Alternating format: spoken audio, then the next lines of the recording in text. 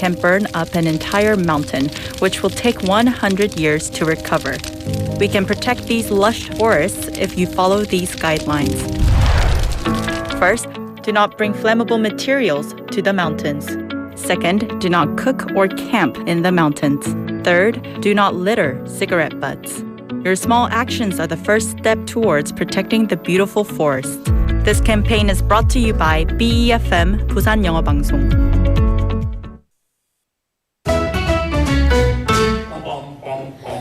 Want to be a friend of BFM 부산 영어 방송? You can chat with BFM through our Kakao Talk service. You can share your messages and photos through Kakao Talk, and you can easily become BFM's Kakao friend by searching BFM through the Find a Friend option.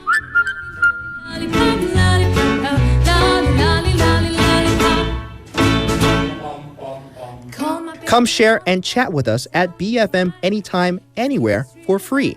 Don't forget to add BFM 부산 영어 방송 to your Kakao friends list. Man, I haven't got a chance. I call him.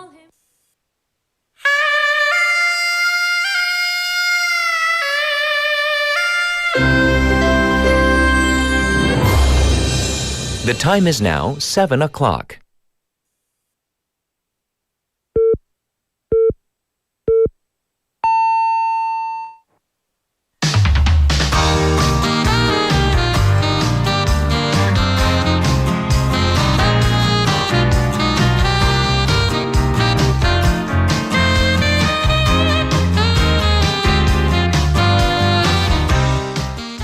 South Korea is well known for its amazing healthcare system. I am a huge fan of it.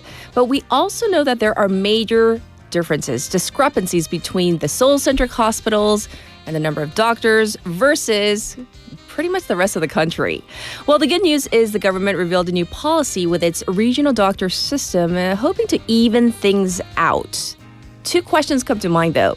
First, will this really even the playing field? And second, will there be another mad rush for med schools next year? Well, we're going to dig deeper into this. I'm Catherine. This is Morning Wave in Busan on Friday, January 30th on BEFM, 부산 영어 방송.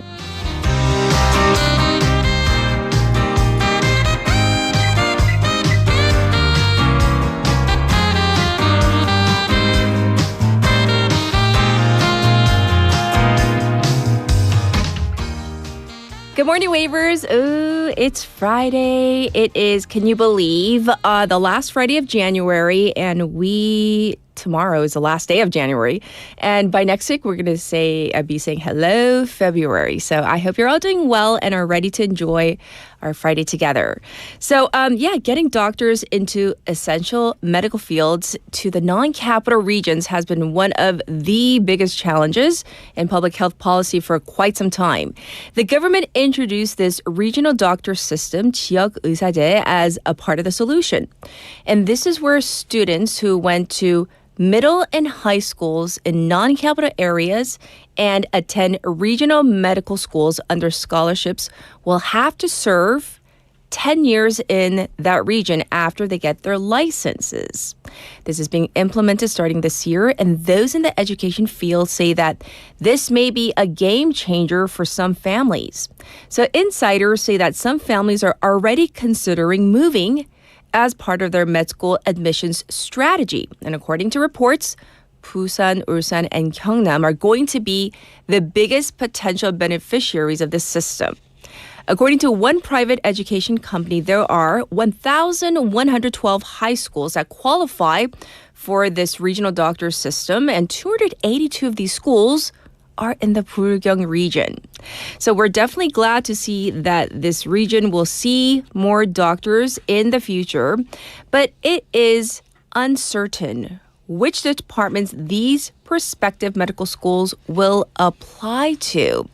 In a survey over students, the vast majority of those who said they would be willing to move for this regional doctor system said that they would do so to get an edge in the competitive admission system, with a very small percentage saying that they want to contribute to regional medicine. So this begs a question. Even if we get more medical students in these non-capital regions, will that actually lead to an improvement in essential medicine and the overall quality of medical services. So yes, I'm happy for those who are of a certain age, students and parents who might, take this path. But what about us? The consumers are actually, future patients of said students and later on doctors. I think there's still a lot to unfold, and we will continue to cover this story. But in the meantime, it's time for a text topic on this Friday morning. I hope you're ready. Here we go. When was the last time you saw snow? 내가 마지막으로 눈 본 건 언제다. For those of you in the capital area, or maybe you're in Gangwon or just the non-Busan area, you probably have seen snow recently. I remember the last time I saw snow, it was last winter season, but it wasn't last year. I would say it was like, I think it was around February of, that is actually technically last year. So February, so it's been like 11 months since I have seen snow. And it was beautiful and scary at the same time because there was a lot of snow coming down. You can send in your thoughts, your opinions, and, maybe like our producer, she says, 꿈에서요. Oh, 왜 이러세요? When did you actually really see snow? Do I have to be that specific? Okay. So, I saw snow on TV. Does that count? No, not like that. Like in real life, when did you last see snow? Send them into BFM's live stream, live chat on YouTube. Go to the YouTube platform and type in BEFM, 부산 영어 방송, to find our channel. Subscribe, log in, and chat with our other waivers from your phone. Pound 9050, shop 9050. That's going to cost you 100 won. You can also reach me for free on Kakao Talk. To find our account, same thing. Enter BEFM, 부산 영어 방송, to find us. And then you can add us as a friend, send in your messages. And if you have photos of snow, that would be fantastic. You can tune into Morning Wave in Busan through the radio, 90.5 or 103.3 FM. We're available right now on YouTube, streaming live. You can watch again however many times you want. Also, we have the BFM app and Papang app. Both are free and easy to download. Taking a little sneak peek at our morning together, we have Chien for now in Busan. Haley's coming in for top stories. Hour number 2, wa글와글 tea time. Melissa for foreign press highlights. We have Professor Andrew Millard for global affairs. That's coming up in hour number 2. Today's special interview, we're going to talk about South Korea's global image. Because, if you think back to even a decade ago or 20 years ago, if you're old enough to remember, the image of Korea has vastly changed, especially in the last decade, I would say. Have we hit a new high? Are we peaking right now? Let's find out. In hour number 2 with our expert, I'll be back with news overview.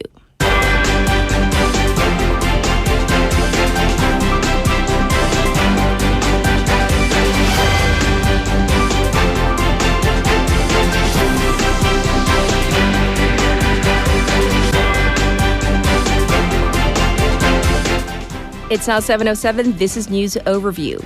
Constitutional Court strikes down 3% vote threshold for proportional representation. The Constitutional Court yesterday ruled that the election law that prevents parties that have received under 3% of votes from receiving proportional representation seats was unconstitutional.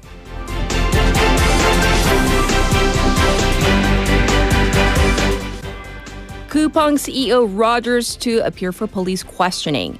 Interim CEO of Coupang, Harold Rogers, is scheduled to undergo police questioning today over allegations related to a massive data breach at the e-commerce company.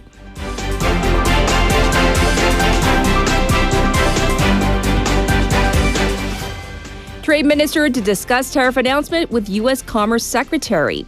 Trade Minister Kim Jong-kwon is set to meet with U.S. Commerce Secretary Howard Lutnick to gauge the U.S.'s position on the bilateral trade deal and hold negotiations following President Trump's 25% tariff announcement.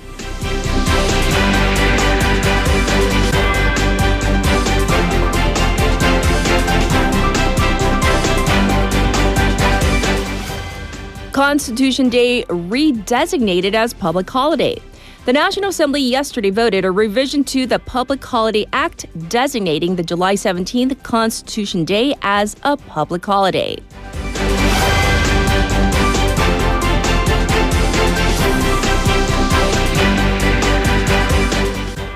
Turkey hosts urgent mediation as Trump's threats mount against Iran. Turkey's President Recep Tayyip Erdogan proposed a video conference between Donald Trump and his Iranian counterpart Masoud Pezeshkian, as Trump says time is running out for Iran to reach a deal on its nuclear program.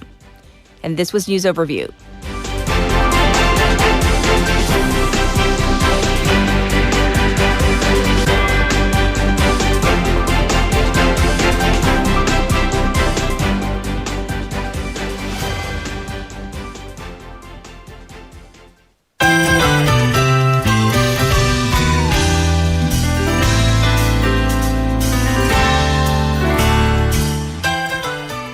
It's time to check in with Jian for Now in Busan. Happy Friday. Happy Friday. Yay. Favorite day for many people.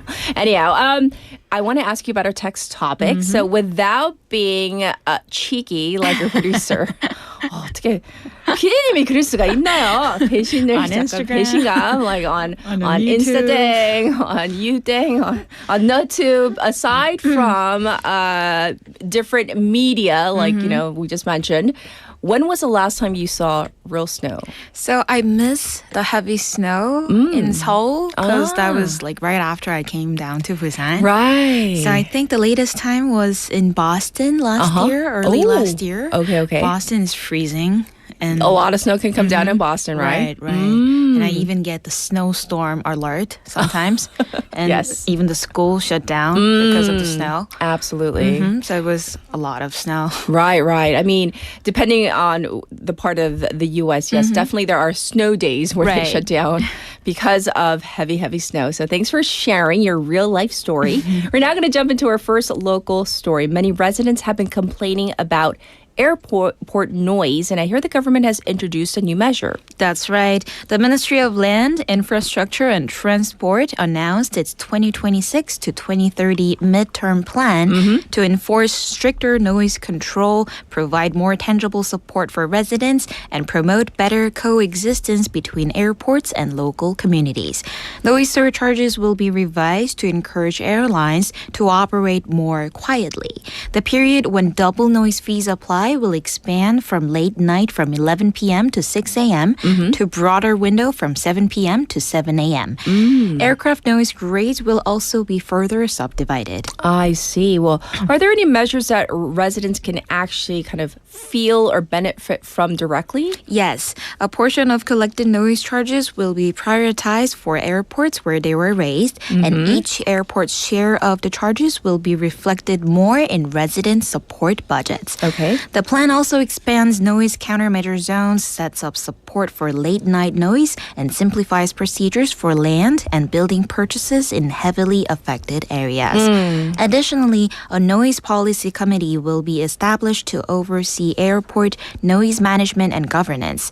New noise protection zones will also be set by 2028 to improve monitoring and long-term management. I see. For people who live next to an airport, I'm sure it can be very bothersome. Moving on, Busan has announced its first midterm personal data protection plan. So what's the focus? To respond to rapid AI-driven shifts and changes in the digital administrative environment, Busan City has established its first basic plan for personal information protection. It is the first legally required midterm plan since the city's personal data protection ordinance took effect, laying out a 3-year policy roadmap in line with national directions. Right. So what will actually change? The city says its policy direction is shifting from a protection-only approach to strengthening citizens' ability to protect and manage their own data. Okay. Key tasks include building a stronger governance system, preparing protection guidelines for AI and emerging tech, tightening management of personal data processing systems, and expanding education, public outreach, and practical guidance for residents. So what are the plans of the city to support this? To carry out the plan, the city has allocated a total budget of 2.88 billion won over 3 years, with about 80% focused on technical measures to defend personal data against increasingly sophisticated hacking threats. Yes. Busan will also reinforce its 24-hour cybersecurity control center and establish an AI-based intelligent security monitoring system.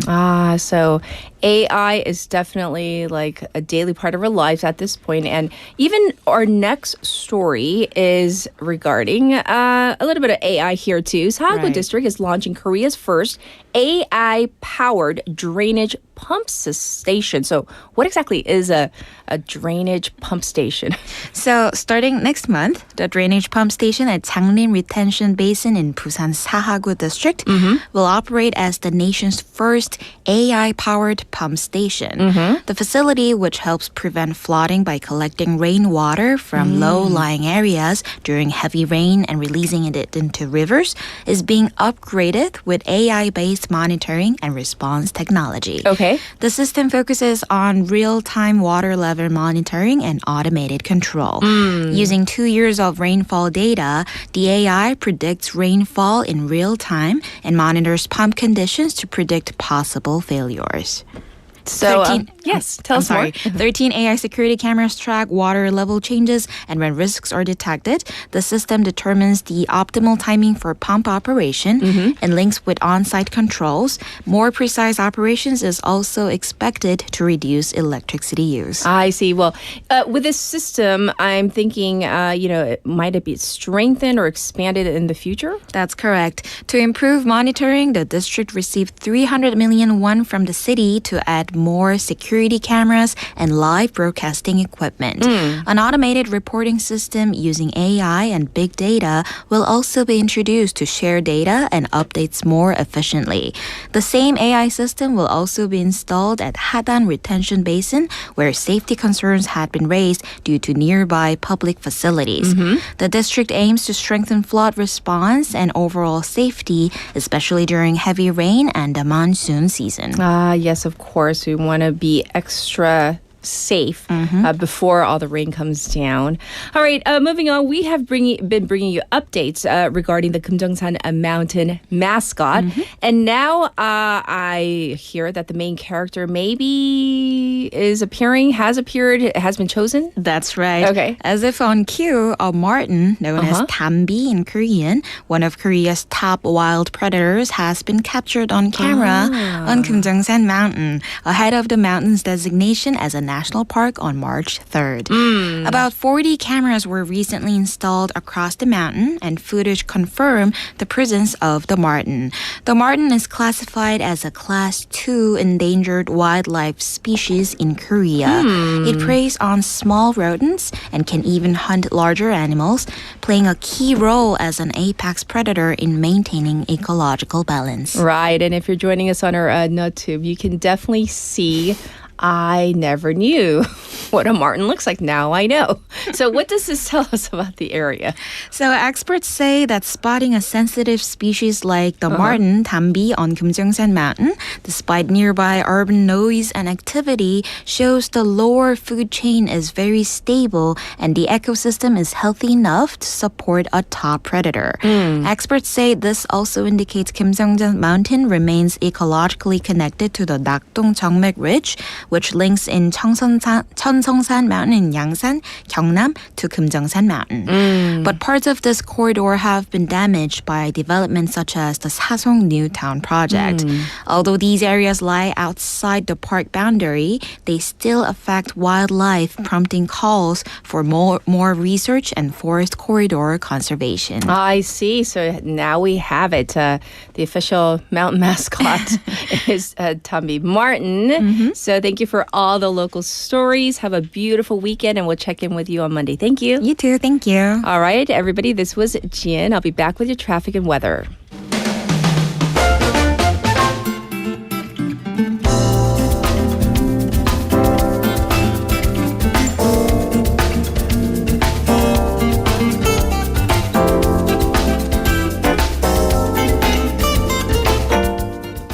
It's time for your traffic report. So first up, we have a broken down cargo truck on Gwangan Bridge. The top portion past the Bexco toll gate. It's also congested on Dongso overpass from Bumnekor ramp to Kegum. Backed up on Nakdong-Damno from Hadan intersection to Hagwon Bridge. It's also slow on Luno Samsung-Dero from Myeongji underpass to Shino Bridge. Currently, it is minus 2 degrees Celsius under clear skies here in Busan. But the real field temperature is closer to minus 10. The daytime high will go up to 4 degrees. The city is under a dry weather special report. The cold snap continues across the country with Cheolwon minus 17 degrees, Seoul at minus 10. Looking ahead to the weekend, tomorrow a low of minus 3, a high of 8, and then on Sunday a low of 0 and a high of 6. This was your traffic and weather.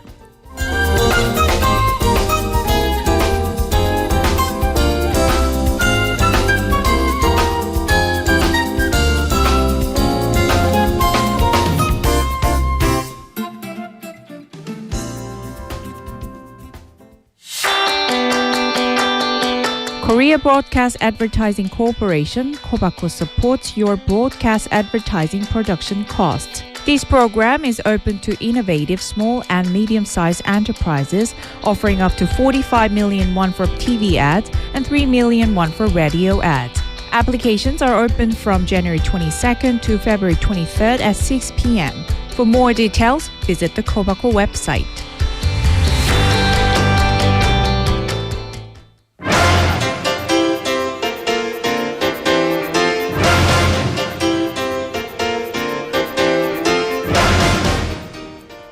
It is time for Top Stories. We have Haley here looking nice and cozy. Thank you. It's Casual Yes. Friday. Oh. You didn't get the memo? No. It's all in my head. So But actually, you were commenting. I'm always casual any day from the waist down. she is business on top, a party on the bottom.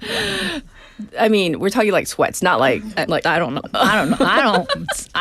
It's what you do. You know what Umberto says? It's minus 2. No, don't go to work today, people. Time to rest and recalibrate for next week. I agree. Kudos, Can ditto we that. like Copy. Can we just like lie down? Can we just do this the whole time?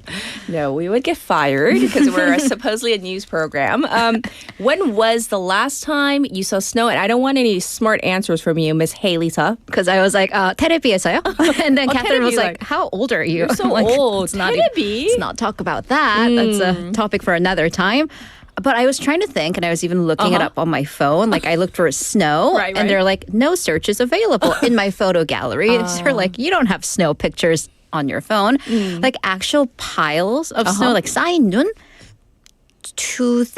2009 in Seattle. Really? Yeah, because since I've been back, even the times that I've been to Seoul, It's it never didn't snow. I think I just bring that Busan energy of like no snow. Snow's avoiding you. Snow is avoiding me, which I mean, I don't know how to drive in snow. And as you see, I love this meme.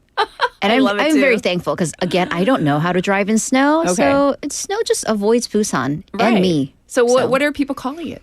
People are Oh, calling it's it 엉뜨, 엉뜨. right? Like, because Hanbando is shaped like a tiger, and we are supposedly the gluteus maximus of the tiger. I almost said the word. Yeah, I know. I'm like, well, The buttocks. Yes, the behind, the rear end. and we have the seat warmers on. Yes, great. I love it. Okay, so we're going to start with this story from the main opposition party where fault lines are growing fissures within the party. So after a very prolonged conflict, the People Power Party, or the PPP leadership, yesterday decided to expel former leader Han Dong-hoon from its party. Right. So this happened just a day after its current chair, Jang Dong-hyuk, returned to work after his prolonged hunger strike.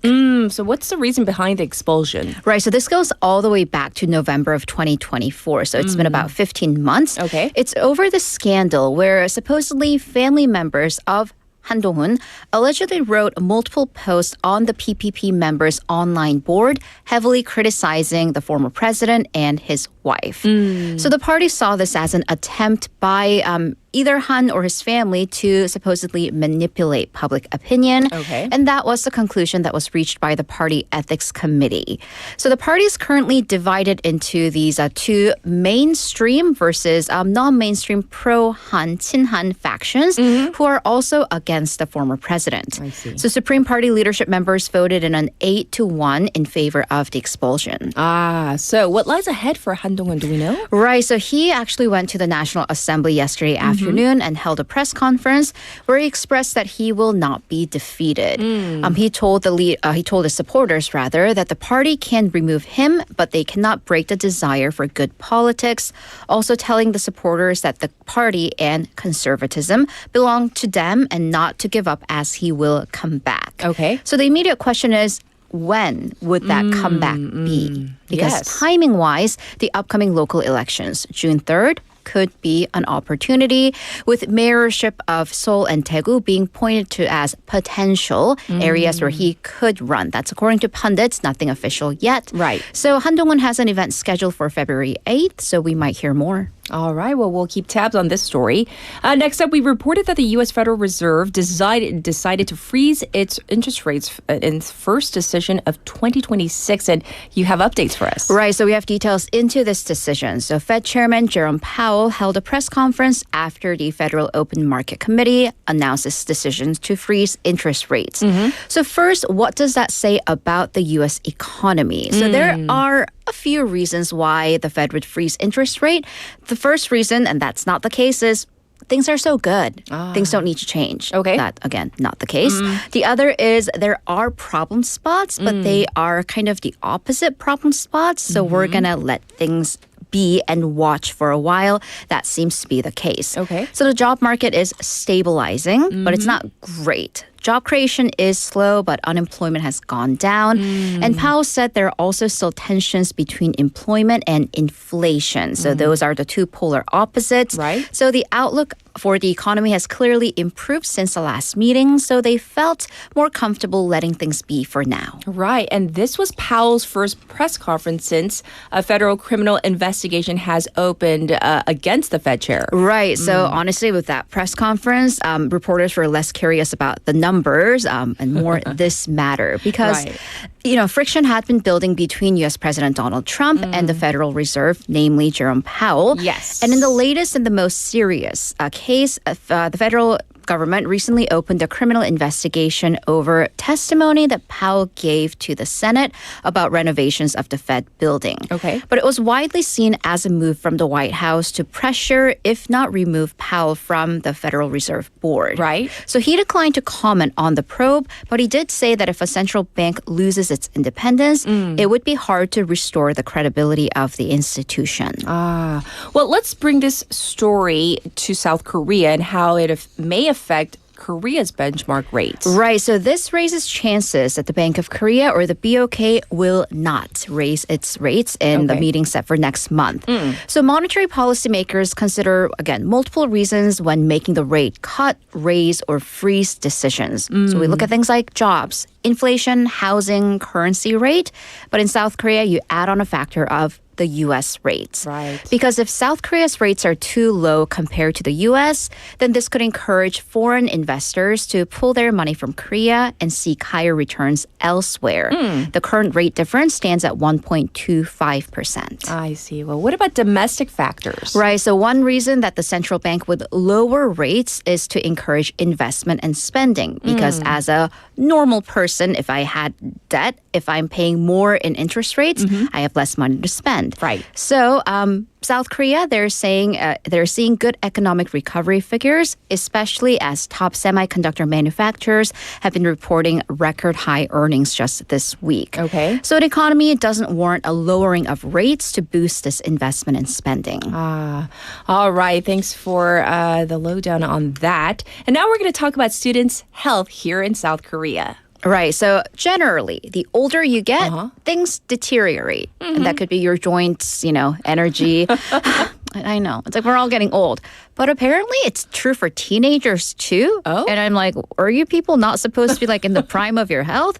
But it's less about physical deterioration, 노화, but more self-imposed and lifestyle-imposed. So things like eating, physical activities, drinking, and smoking. Oh, dear. Which y'all are not supposed to be doing. No. So we're talking about like students and teenagers, right? We are, and I am not so naive that I would think that teens wouldn't do things that they're not supposed to do. Yes. So according to the Korea Disease Control and Prevention Agency, Right. KDCA, this is a report, very long ongoing study into teens' health panel. So it's a cohort study. They're tracking a group of over 5,000 kids. They were in 6th grade back in 2019. They're tracking them for 10 years. And that would be 3 years past high school graduation into young adulthood. So the latest report is an analysis of data from year 7. The most concerning part, again, these are still minors, but smoking. 담배, right? 흡연. Yes. So in grade 6, when the study started, only 0.35% of 6th graders said they've ever tried smoking. And then that spiked to 4% in 3rd year of middle school, 중3, so 9th grade. And then the same students, when they made it to the 11th grade, 고2, 9.59% said they've tried smoking or are smoking. Right. In particular, girls saw a significant rise in use of vapes or e-cigarettes. So that's the smoking. Smoking-related products. What about drinking? Right, similar pattern, except the numbers are even higher. So in high school 2nd grade, 60% of students said they have tried alcohol. But it's tried. So maybe it was like at a family function and you tried like a little sip of your dad's wine. But the age at which they first tried alcohol, 15% said it's when they started middle school. So between 6th grade and 7th grade. That's early. So this shows statistically that transition period between elementary school to middle school, it is the most vulnerable for kids in terms of trying harmful substances. Oh, yes. And what were some of the biggest influences? You know the saying, 우리 애는 착한데 친구가. I'm like, the peers. sir and ma'am, well, peer pressure, Yes. right? That there was a significantly higher chance for a kid to start smoking or drinking if they had friends that did or were permissive of such behavior. Okay. And then the second biggest was home life. The parents, if parents or even older siblings, they smoke or drink, or if the parents are tolerant with drinking, the earlier a child was likely to start as well. Ooh, that's important. Yes.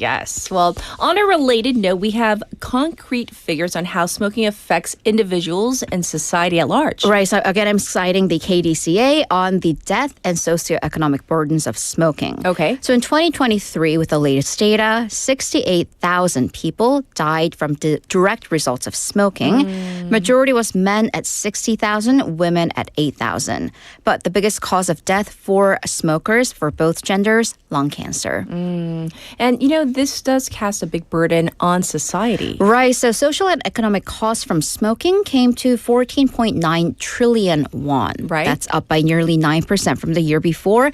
And this includes direct costs like medical costs and transportation to get you to said treatment. Sure. But loss of productivity from early death and medical treatments. Ah, yes. So very concerning. But thanks for going over all the details of these two stories. We're going to move on, though. There's been a couple significant movements against social media coming out of the U.S. and France. Right. So maybe a theme for the first quarter of the 2026 would be challenges to social media platforms. And we're seeing things shaping up this way. Okay. So first, let's start with the U.S., where a trial is starting in California this week over this huge question. Are social media companies responsible for harming children? So Meta and YouTube, so Google, are named as defendants and will face trial in this case. Right. So let's get the specifics of this case. Right. So this is what's called a bellwether case. It's a test bed for similar suits, and there are hundreds of them brewing. Right. It involves a 19-year-old from California, identified just by her initials, KGM. Right. She said she became addicted to social media at a young age because of how they are designed, right? They're so eye-grabbing. They really spike your dopamine.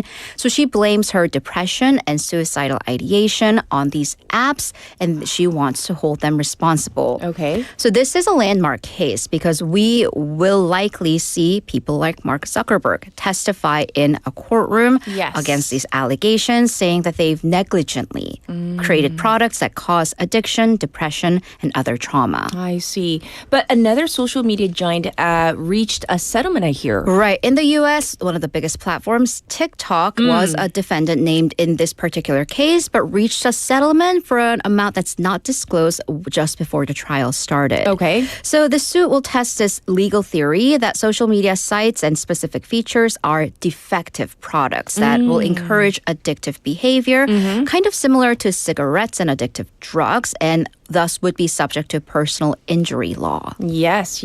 Oh, goodness.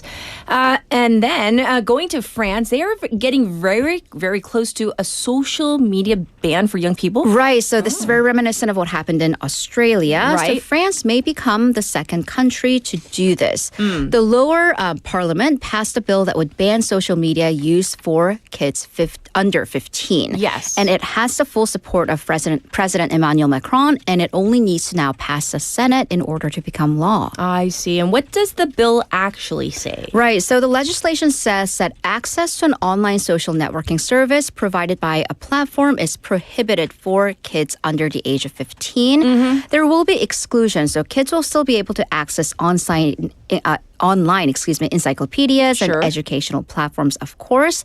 But it'll also ban cell phones in high schools. Concerns have grown, of course, that too much screen time is harmful for children's mental and physical development. Yes. So again, if the Senate passes the bill, these platforms will have until the end of the year to basically create these deactivation of existing accounts. Very interesting. We'll see if they actually go through the ban. Thank you for all the top stories. We'll check in with you in hour number 2. Thank you, Haley. See you in a bit. It is time for our song. Oh, this is a request from moi. 어떤 날 어떤 마음으로 by 성시경 from a recent drama that I watched. So enjoy.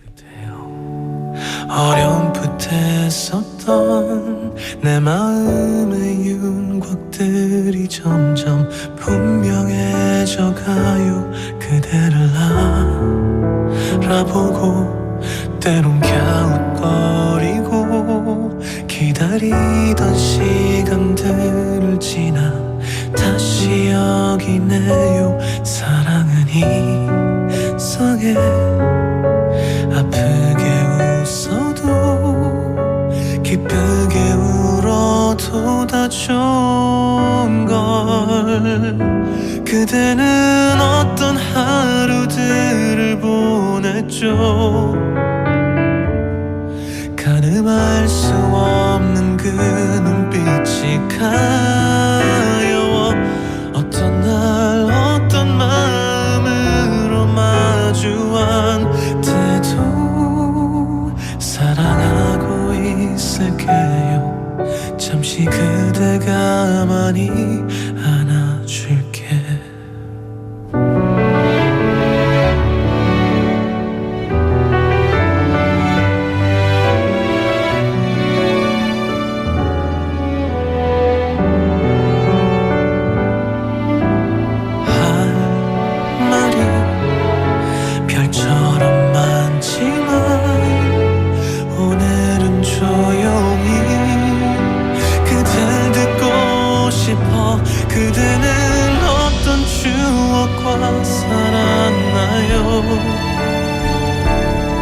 나는 그들 꺼내보며 버티곤 했죠. 어떤 날 어떤 마음으로 바라본 때도 사랑한다는 뜻이에요. 지켜내고 싶은 건 그대 하나. 기어이 아픈 게 사랑이면 난 기꺼이 그대와 아플래.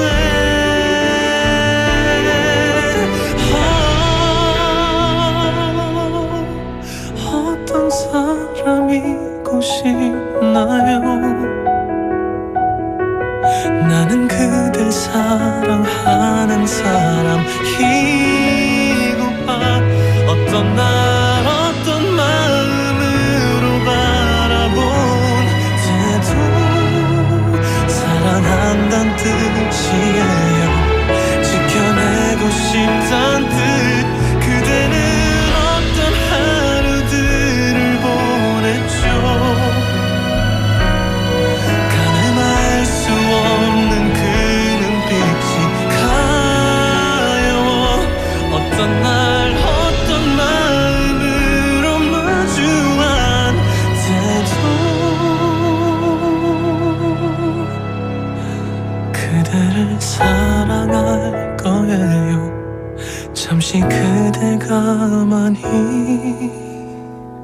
안아줄게.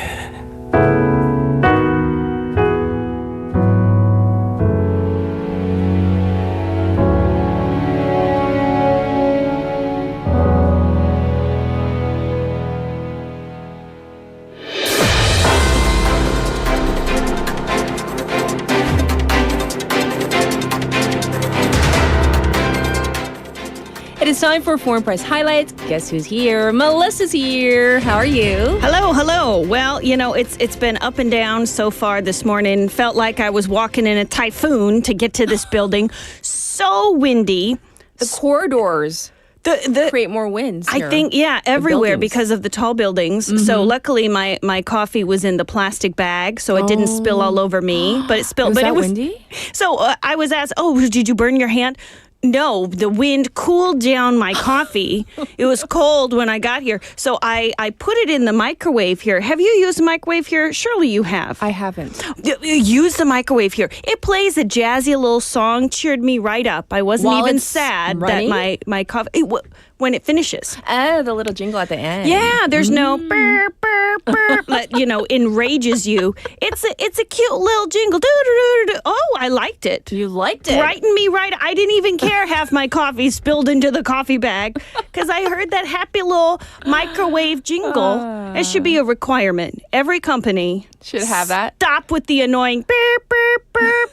Make a happy little microwave jingle. All right. That's my message to the people. Company people, where you at?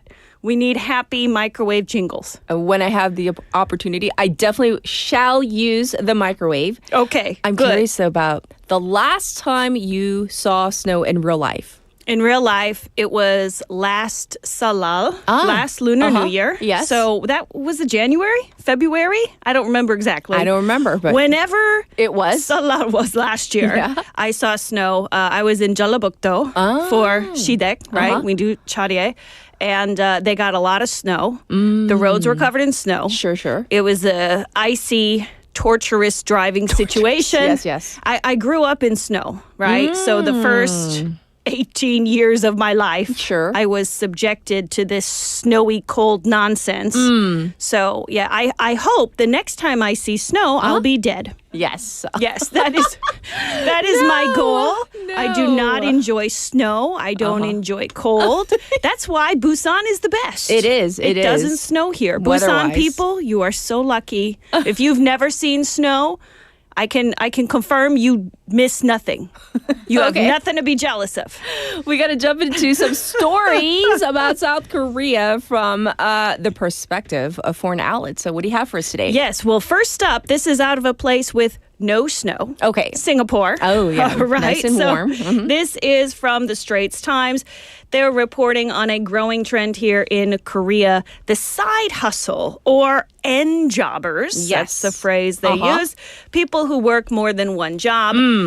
Traditionally, this type of work is seen as typical of freelancers. Right. But these days, it's increasingly happening among people who already have full-time office jobs. Right. So according to results from a research company called New Worker and cited by this news outlet again in Singapore, half of all survey respondents admitted to working more than one job. Yes. So 20 and 30-somethings, they make up the majority of these end jobbers. Yes.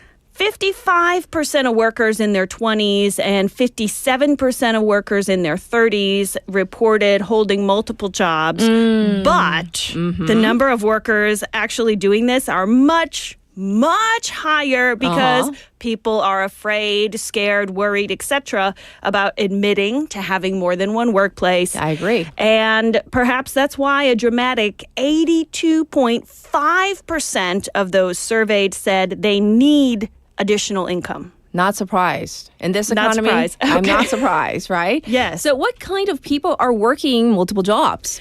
One person interviewed, a female with the family name Kim, said that her office job in Seoul pays 3 million won, so 300만 won, and that at 30 years old, she feels like she'll never have enough money to buy an apartment or to have children if she doesn't work side jobs most nights and weekends. Wow.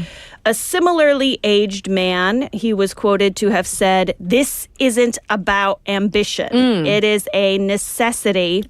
He works for a big, huge conglomerate up in Seoul, right? The kind that most university students dream about entering. Okay. Yet, even he says, without his side job, he could only afford rent and groceries and wouldn't be able to save anything. That says so much, though. Yes. So, Catherine, if you're comfortable, I'm curious if you're working multiple jobs for any of these reasons, or if you know of people who do that. So for our listeners, yes. I think maybe they already know, but almost everyone who you hear on radio, we all have multiple jobs. Oh, yes. Yeah, Catherine, I know you're a workaholic. I am. Almost everybody here is a workaholic. If you hear our voice, we have multiple jobs. Probably. Yes. And so my main job, basically, the place that pays for my health insurance. Yes. I like that definition. The place that pays my health insurance. The 3 Ps. Yeah. That's my school. That's workplace number 1. And with permission, I'm working here, BFM. Yes. And so I, like Melissa, like probably every other freelancer here at BFM, we wear multiple hats. Oh, yes. All the hats. Yeah, definitely. A lot of hats. A lot of hats, right? Yeah, and I think perhaps both of us, similar financial situation is comfortable because working multiple jobs, right? Well, see, you have your kids, but not kids. I don't want not the human variety kids. Yes. But see, I have the human variety. I have 3 of them. Oh, okay. Much more means, expensive. Yeah, I need additional income because, we live in Korea, the land of academies and Hogwarts and extra lessons, right? Well, and the preferred bank of children in Korea is the bank of mom and dad. Of course. Yeah. So you got to get some money. Ompa card, as they say, it's like, another little charge. Okay. Yes. Yeah. So people online, the tourism visiting boards and videos, etc. They often talk about how they're shocked at visiting South Korea only to see everybody drinking iced Americanos at 10 p.m. And I know some people like to attack me personally for drinking 2 liters of coffee a day. Right. But the real question is not, why don't you cut back on coffee? It's, why am I and so many other millions of people in Korea, why are we all drinking coffee all the time? Right? Because we are overworked and tired. Yes. The Straits Times out of Singapore, they again cited statistics from Korea that end jobbers work an average of 59 hours a week. But that's an average, right? So there are some people working nearly 97 hours between their full-time job and their side hustles. Yeah, doctors average 80 hours, right? So 97, that's pretty crazy. Right. Those work hours are not enjoyable. 97? Yes. That is pretty... That's a lot. That's extreme. That's a lot of hours. So, coffee it is. It is. And so what kinds of jobs are most common among, these end jobbers? Well, unsurprisingly, these days, a lot of YouTubers, bloggers, vloggers, resellers of Korean cosmetics, like we talked about last week, for example. Right. There were also tutors, AI content developers, paid wedding guests. I mean, there's a lot of options. Guests. Yeah. Hey, this is a job I need. Do you want me to be your fake English teacher for your wedding? I could do that. I could be a paid wedding guest. But anyway, from what I've seen in the U.S., side jobs are maybe more typically like food delivery, ride-share drivers. Sure. A lot of homemade goods for sale. Right. But of course, big cities, Busan, Seoul, we've got so many options here. Well, we are going to actually wrap up our discussion of end jobbers, and thank you for going over all the numbers and interesting factoids. And now we're going to move on to our next story. What's it about? All right. Well, the next story we talked about. and jobbers because Yes. cost of living is going up. Well, related to that, we do have cost of some goods going up. So, of course, cost of living 2.1% increase across the board, but for certain products, Like? pistachios. Oh, I know what you're going to talk For about. pistachios, supermarket prices are now up 20%, significantly above that 2.1. I've heard higher from actually, retailers, even Okay. getting wholesale pistachios because why? Why are we talking about Why? pistachios? I'm sure you can guess. Yes, it's the Dubai chocolate trend, Yeah, right? the 두쫀쿠, the Dubai 쫀득 cookie. Yes. These chewy cookies, right? So, listeners, if you turned into All-Star English beginning of January, you probably already heard me talk about Dubai chocolates. Yeah. I know you guys talked about this previously. But those flavors, so Yes. chocolate and pistachio specifically, they're following us into 2026. The trend is continuing. Yes. And BBC is reporting on surging pistachio prices here in South Korea due to, as you said, the Dubai chewy cookie. Right. I heard you had one of these, right? Yes. I've had from one each from I think 4 different places now. Okay, and how was the taste from 4 different places? Is the Different. taste? Oh, it's not consistent. Right, because it's kind of a made up thing, recently, and so I would have to say that of the 4 that I have tried, I won't give out names, but the place next door to us, theirs is really good. I took a little bite of it yesterday. I Okay. gifted some to our staff members. You yes. gifted some before or after you took a bite out of it. Oh, you took a no, bite and you're like, "Oh, I'm good. Here you no, go. Here you go, PDM. You want one of these cookies? Just a little bite. Just a little." I'm worried about your total, sugar intake. Right. Okay. All right. I mean, the trend, it keeps getting Yes. bigger and bigger. Right. A convenience store here launched their own version of this cookie in October. They reported selling 1.8 million of them since that time. Sure. And they were quoted as saying their production and manufacturing facilities cannot keep up with demand. Customers, too, they can't really keep track of who is selling these Dubai chewy cookies. Right.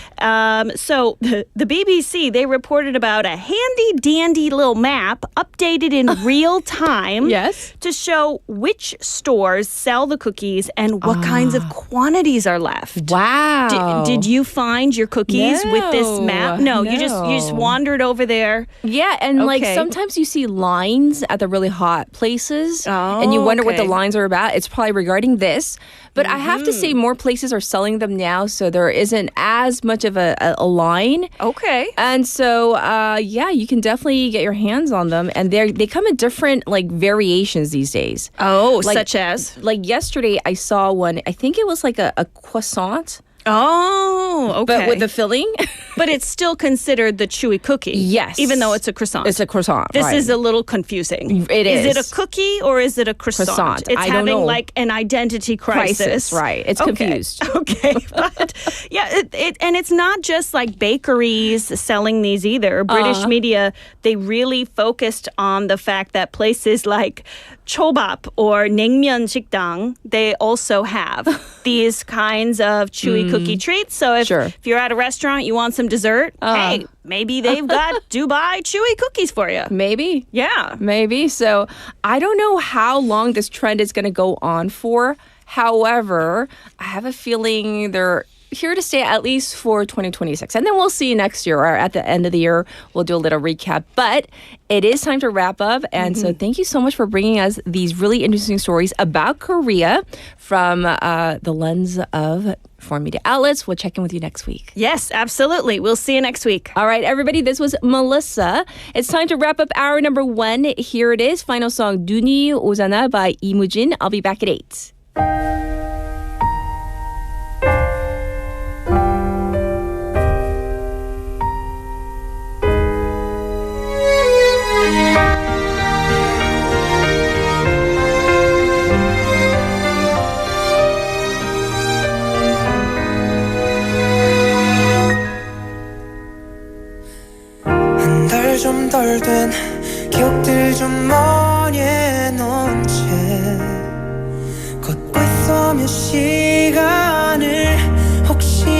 몰라 네가 좋아했던 코트를 입은 채 나온 번호가 그때 마침 찬바람 막아줄 리가 이젠 없으니까 추울 때 따스히 안아줄 리가 없으니까 친구들이 불러도 나갈 수 없어 난 창문 너머 그저 바라봐 그때 마침 눈이 오잖아 우리 처음 만난 그 밤에도 한참 동안 눈이 왔잖아 지금 내가 생각나지 않을 리가 없잖아 눈이 오잖아 그때 내가 밤하늘 내리는 양눈 예쁘다 했잖아 그랬잖아 지금 눈이 오잖아 눈이 오잖아 이 말 핑계인 걸 알지만 생각에 잠기곤 해 거리를 거니는 내 곁에 아무도 없을 때 더 크게 들리네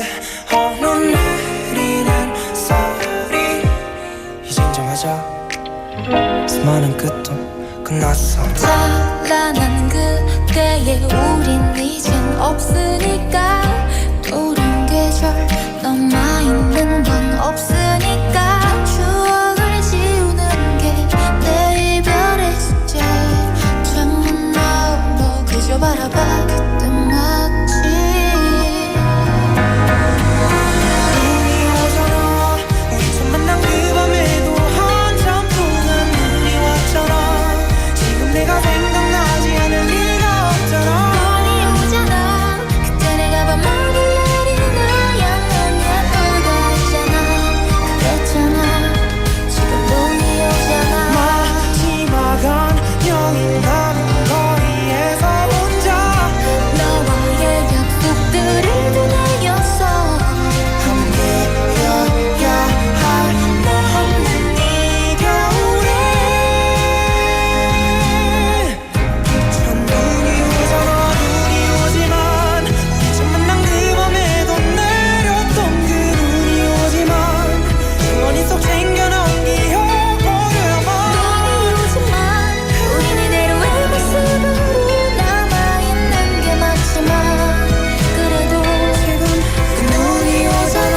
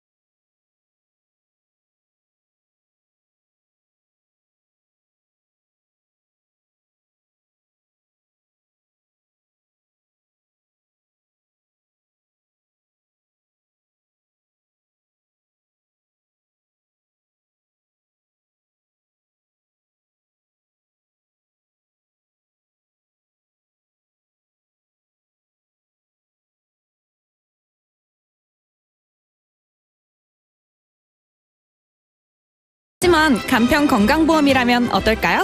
고혈압, 당뇨, 디스크가 있어도 몇 가지 질문만으로 간편하게 가입 가능! 유병자 걱정 덜어주는 현대해상 간편 건강보험. 심사 기준에 따라 가입이 제한될 수 있으니 유의사항을 확인하세요. 혹시 지금 운전 중이신가요?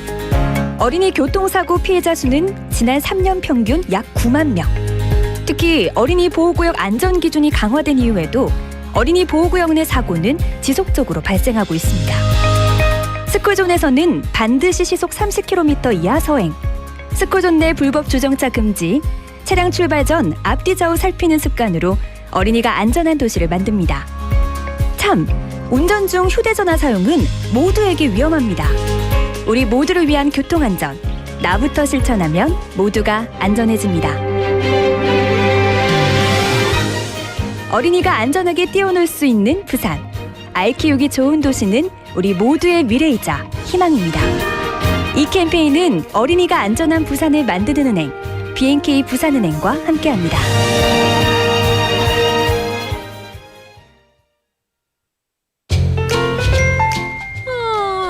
was so busy this morning. I didn't even get to check my messages. I almost got hit. Here comes the safety hero. Stop right there, Smombi. Put your phone away. Keep your head up. Look around. What was I doing? Thank you. I'm finally free from being a Smombi. As you just heard, even a quick text could lead to a serious accident. This kind of behavior has a name, Smombi, a word created by combining smartphone and zombie. Walk with your head up and check your surroundings before you move. Let's build a safer traffic culture and keep our streets free from Smombies. This campaign is brought to you by BEFM 부산 영어 방송. 지금 방송 광고라는 부메랑을 던져보세요. 소비자를 향해 정확히 날아가는 광고. 힘차게 돌아가는 경제. 부메랑처럼 다시 기업의 이익으로 되돌아오니까요. 방송 광고, 경제에 큰 힘이 됩니다. 부산 방송광고발전협의회.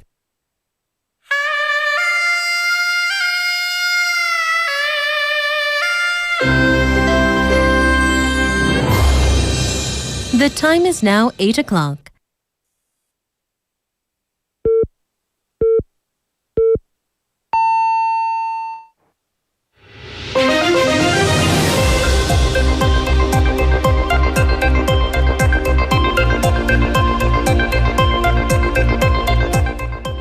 Welcome back, everybody. It's 8 o'clock. This is Spotlight News. Constitutional Court strikes down 3% vote threshold for proportional representation. The Constitutional Court yesterday ruled that the election law that prevents parties that have received under 3% of votes from receiving proportional representation seats was unconstitutional. The court, in a 7-2 decision, said that Article 189, Section 1 of the Public Official Election Act blocks new parties from entering the National Assembly and only strengthens large parties in the country's political system. The court said that the section in question distorts the value of the vote, infringes upon the representative nature of elections, and violates the principle of fair elections.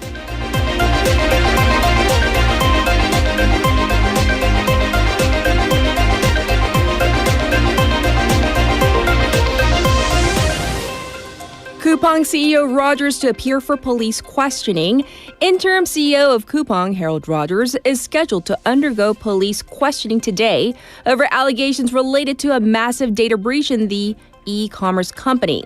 Rogers is set to appear at the Seoul Metropolitan Police Agency at 2 p.m. today after he did not show up for the 2 previous police summonses due to international commitments. Police have been investigating Coupang over what it deems was a one-sided investigation into its own data breach. Rogers is expected to face questions about the company's probe into the data breach and examine whether there were attempts to destroy evidence.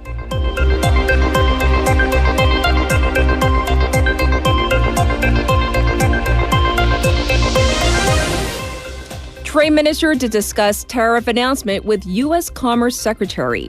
Trade Minister Kim Jong-kwan is set to meet with U.S. Commerce Secretary Howard Lutnick to gauge the U.S.'s position on the bilateral trade deal and hold negotiations following President Trump's 25% tariff announcement.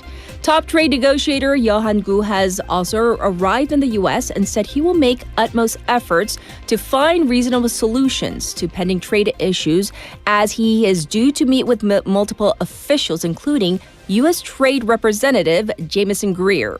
In the meantime, the U.S. Treasury Department has put South Korea back on its currency monitoring list, a list of 10 countries that includes China, Japan, and Germany.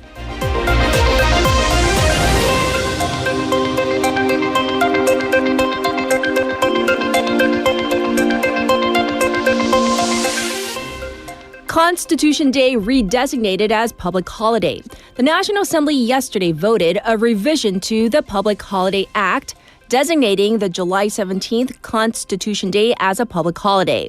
The Parliament passed the bill with 198 yeas, 2 nays, and 3 abstentions. Constitution Day will officially become a public holiday after the Cabinet passes the bill.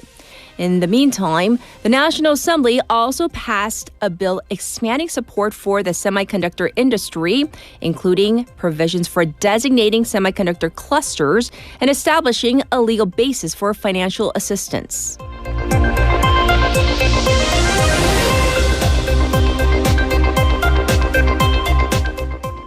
Turkey hosts urgent mediation as Trump's threats mount against Iran.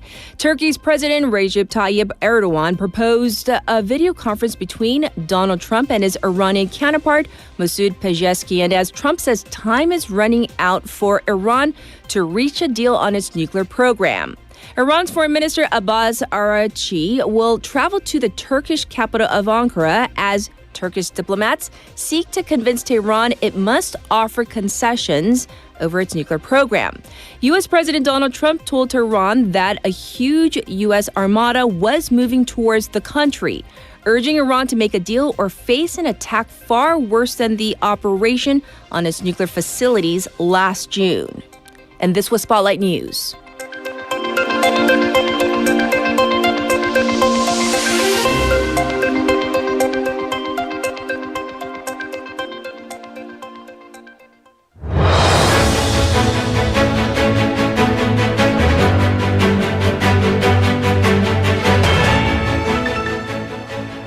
It's now time for a special interview on this Friday morning. The Ministry of Culture, Sports and Tourism recently announced that foreign favorability towards South Korea has climbed to 82.3%. This is the highest level since the survey began in 2018. On the surface, people may point to things like K-pop idols, bulgogi, or binge-worthy K-dramas. But is that the whole story? Well, behind the surge in global affection lies a deeper mix of culture and probably much more.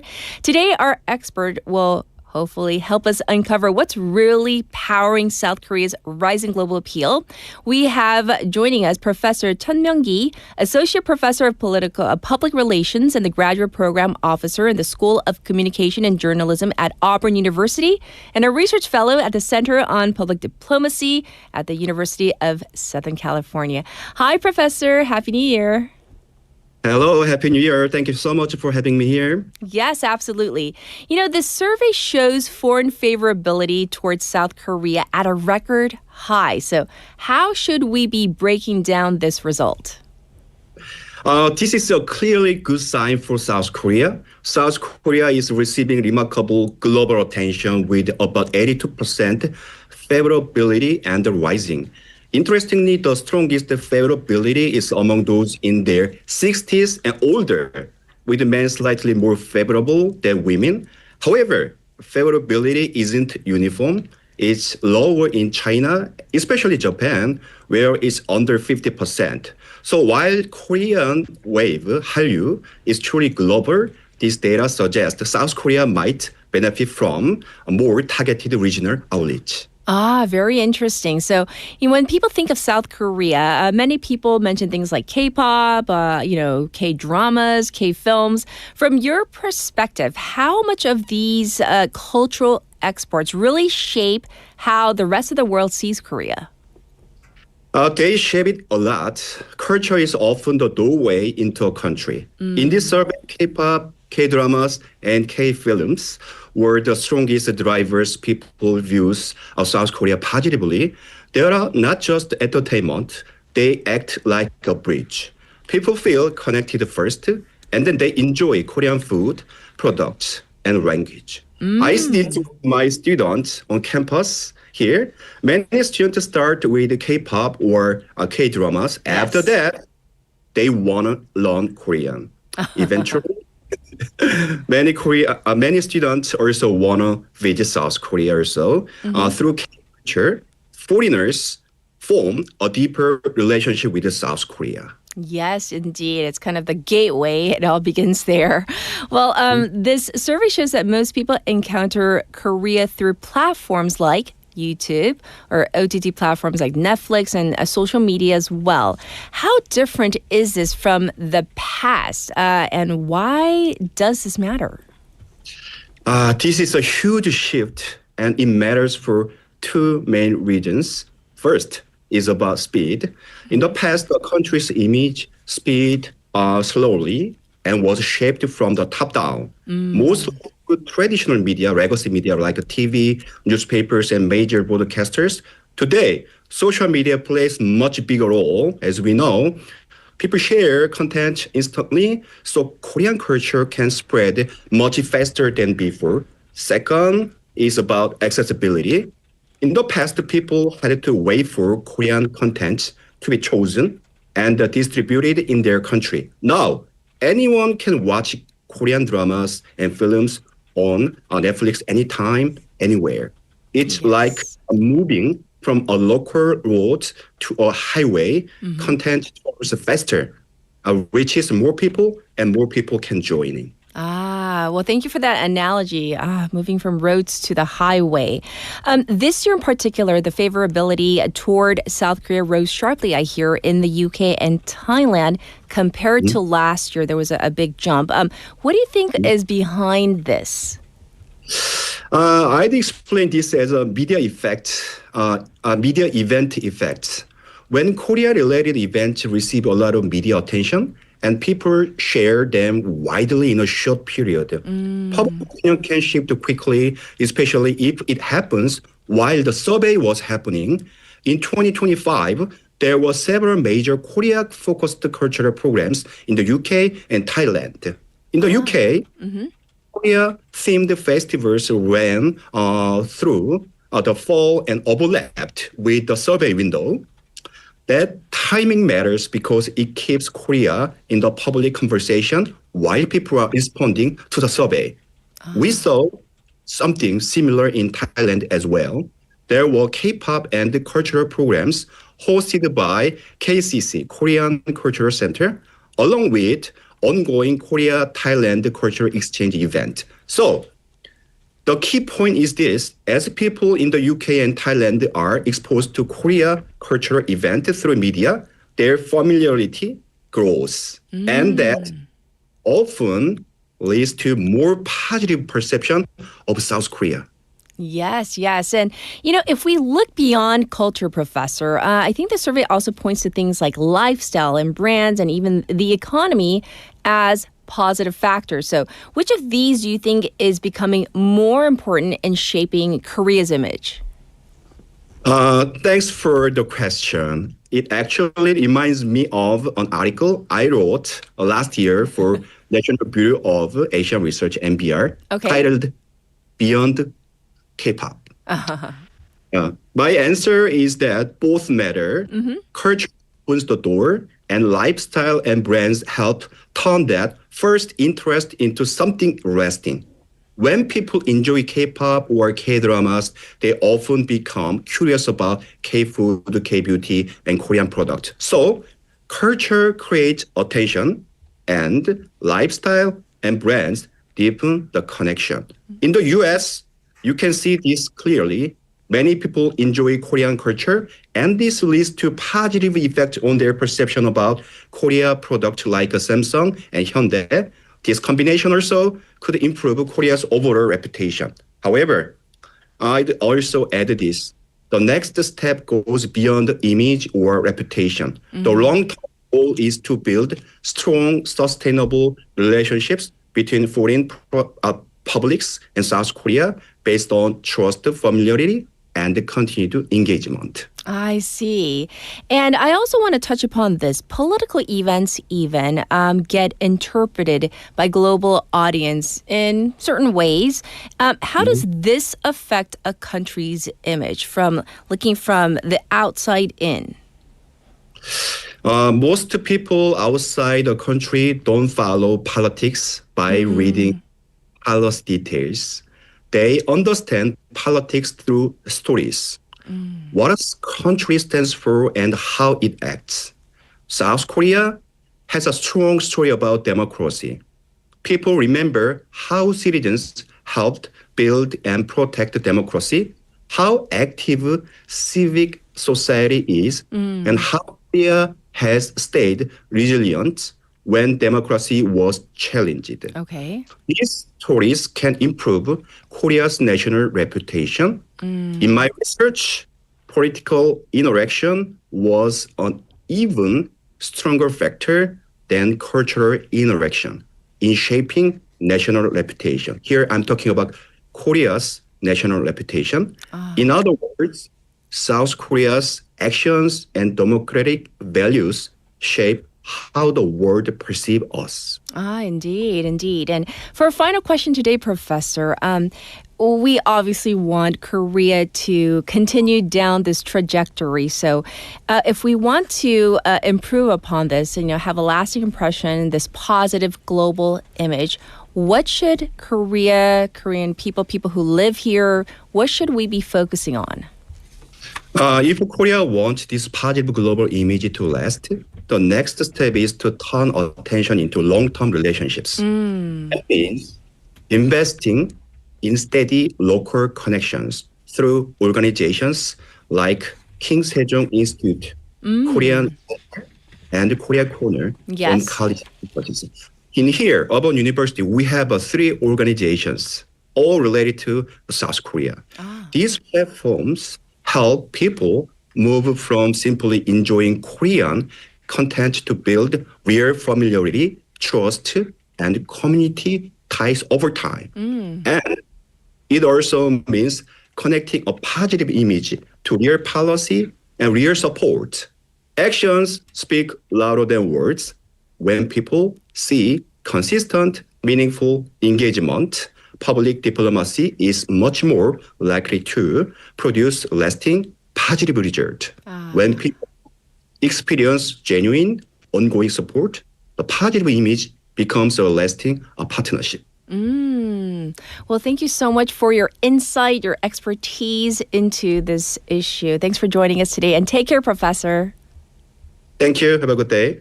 Everybody, this was Professor Chun Myung-gi, and we talked about South Korea's global image already doing well. The favorability numbers are in. But we're at 82.3. I think we can go higher. How about you? Well, hopefully we can do it together. So I'll be back with your updated traffic and weather. Good morning. Good morning. Good morning입니다. Good morning. 좋은 아침입니다. Morning wave in Busan. Morning wave in Busan. Morning wave in Busan. Major news, local buzz, and expert takes. It's all here on Morning Wave in Busan. Brighten up your morning commute with Morning Wave in Busan. Morning wave in Busan.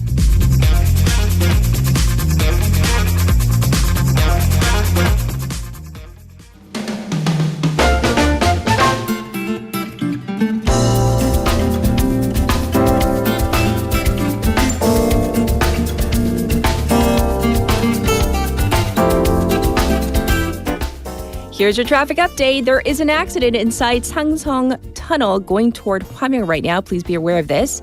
There is a cargo truck that is broken down on Dongso heading into the city right before Kamjeon ramp. It is congested on the top portion of Gwangan Bridge. It's also slow on Yeonsuro from Mangmi to Suyeong intersection. Currently, it's -2 degrees under clear skies in Busan, but the real field temperature is much closer to -10. Yeah, that's here in Busan. The daytime high is going to go up to 4. The city is under a dry weather special report. Looking ahead to tomorrow, low of -3, a high of 8 is expected. And on Sunday, slightly warming up, at least in terms of the low. 0 with a high of 6. This was your traffic and weather.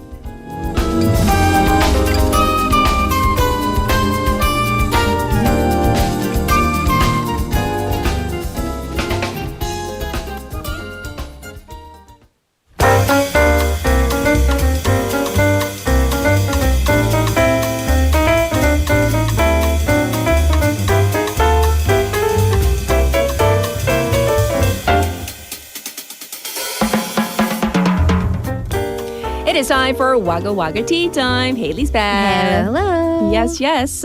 This first story, I saw this and I was just like, oh my goodness. Well, we see huge lines of cars around popular academies, which basically means parents or, guardians waiting for their kids' classes to get out. They're ready to pick them up.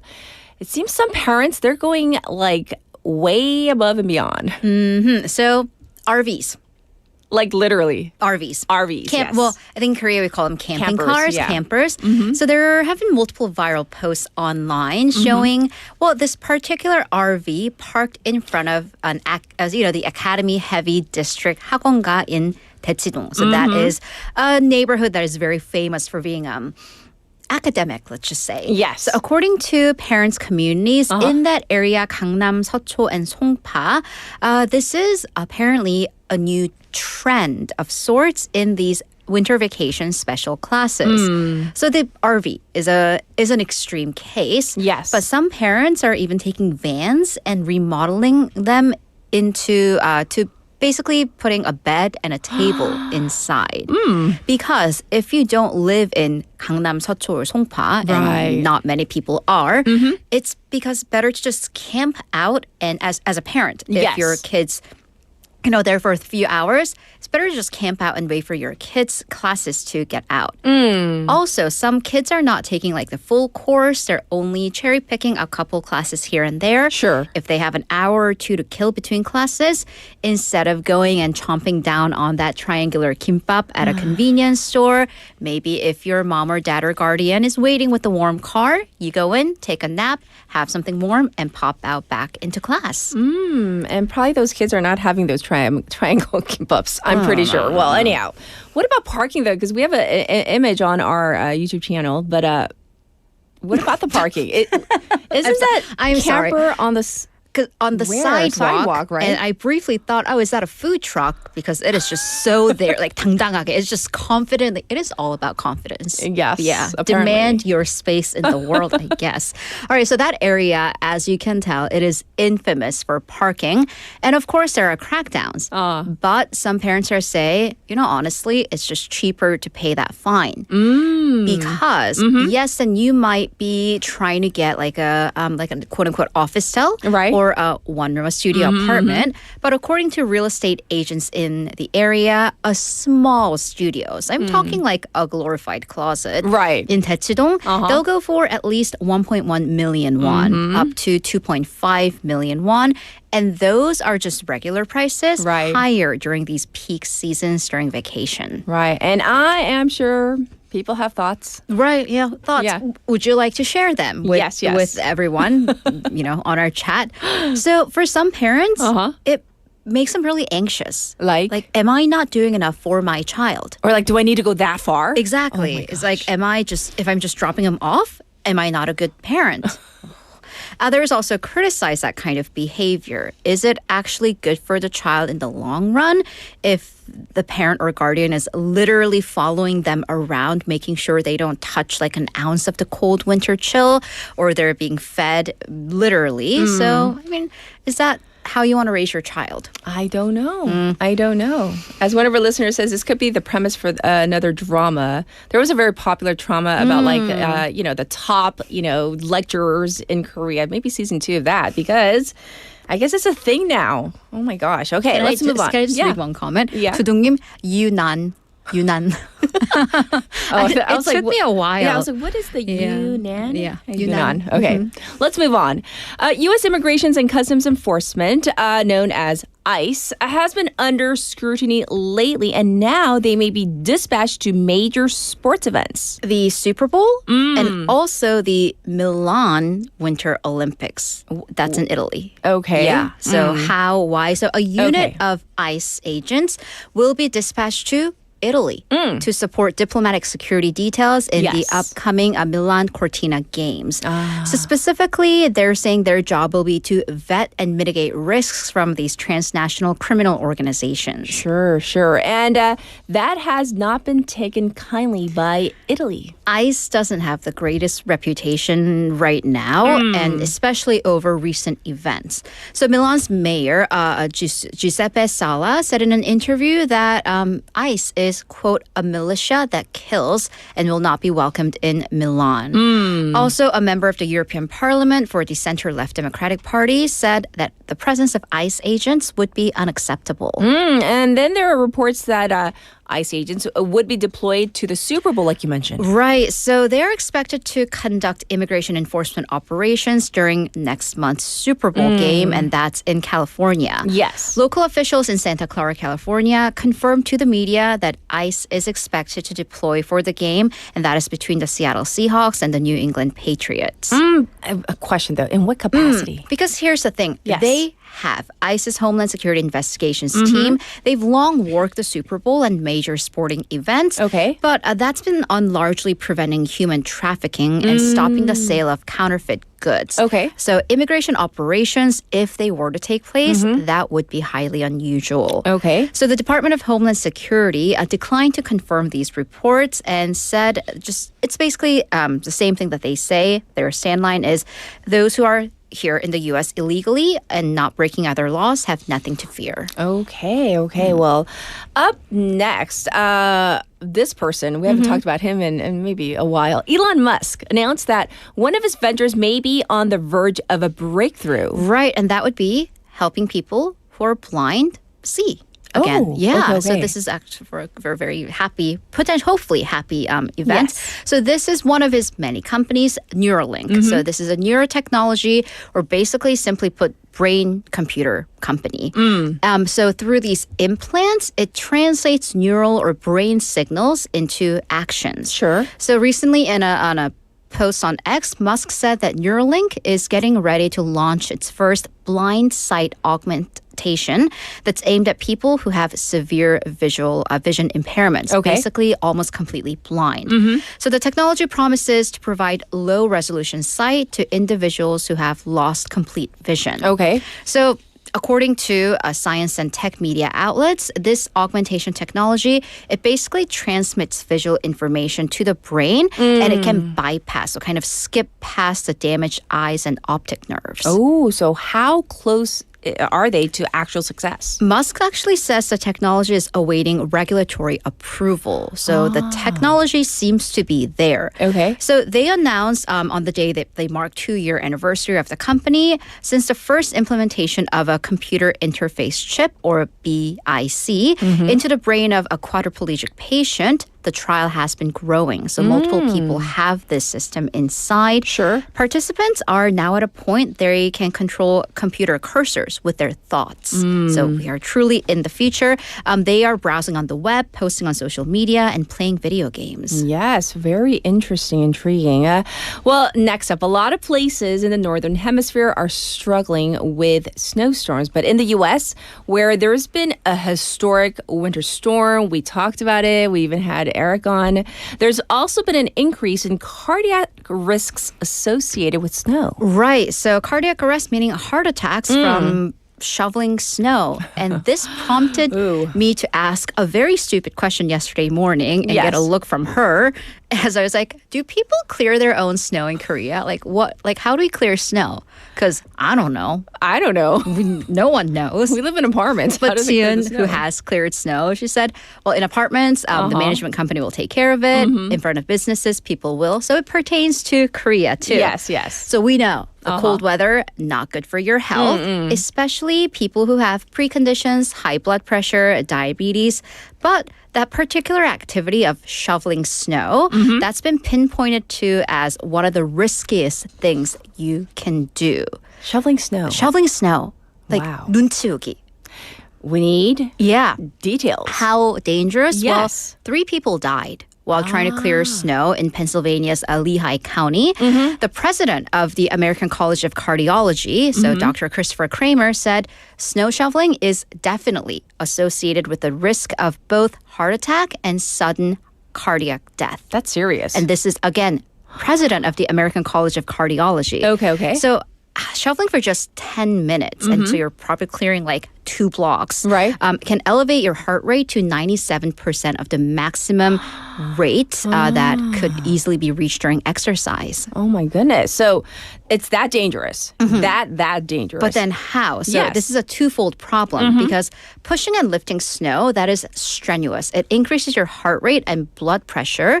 So because of that, your body needs more oxygen, right? But here's the thing. You're out in the cold.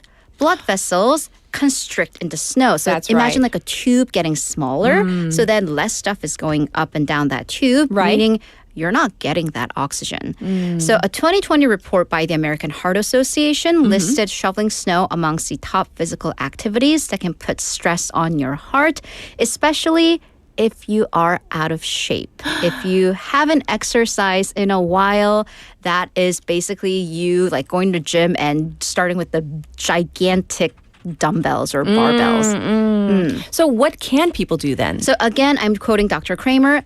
Take a lot of breaks. You know, don't try to clear the entire street at once. So take lots of breaks. Don't shovel massive amounts.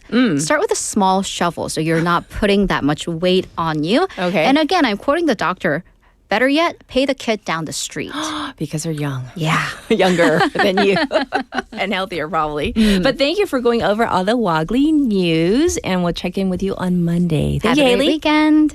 It is time for our next song. So here it is. It's like a tongue twister for me. 싱숭생숭 by Dynamic Duo and Park Jang-hyun.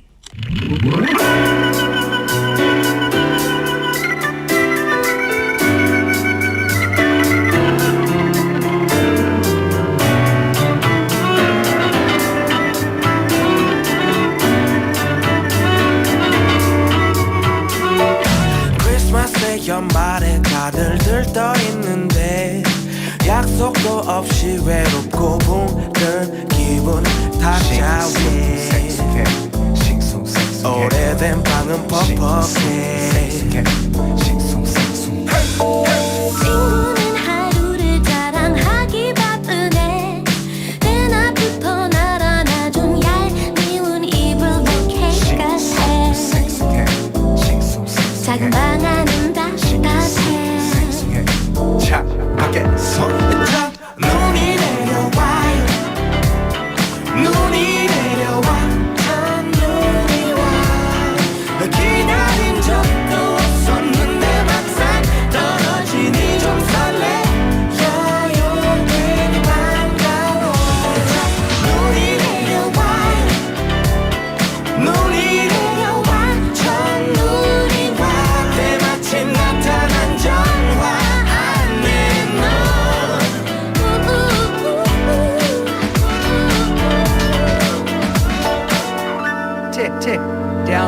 프로필 사진 바뀌었나 또 확대해보고 속는 셈 예뻐진 너에게 전화를 거네 어디 있어 바빠 별일 없는 거 알아 점심이나 먹을래 틱틱거리긴 했지만 옷을 꺼내고 급하게 머리를 말리고 발사 거울 앞에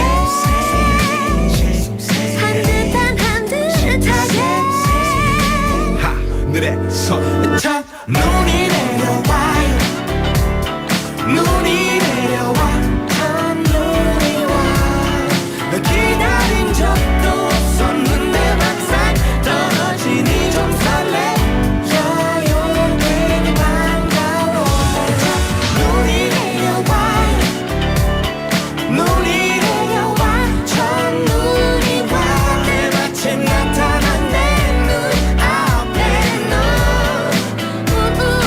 맹숭맹숭했던 너 나의 관계 오늘은 이상하게 싱숭생숭 내린 눈 Good afternoon 맞추며 맞춰보는 너와 나의 눈 내린 눈 Good afternoon 내리는 눈을 보는 너의 눈을 보는 나의 눈은 치키 아니면 리키 우리 둘이 알아서 엮이는 분 위키 소복히 쌓인 눈을 보통 밟으며 쏟고 찬바람은 내게 널 밀어붙이지 따끈한 느낌은 이불처럼 부드럽고 은밀하게 우리를 덮어 이 눈은 마치 휘프크림 커피처럼 새까만 도시 위를 하얗게 덮어 눈 안에서 첫 눈이 내려와 눈이 내려와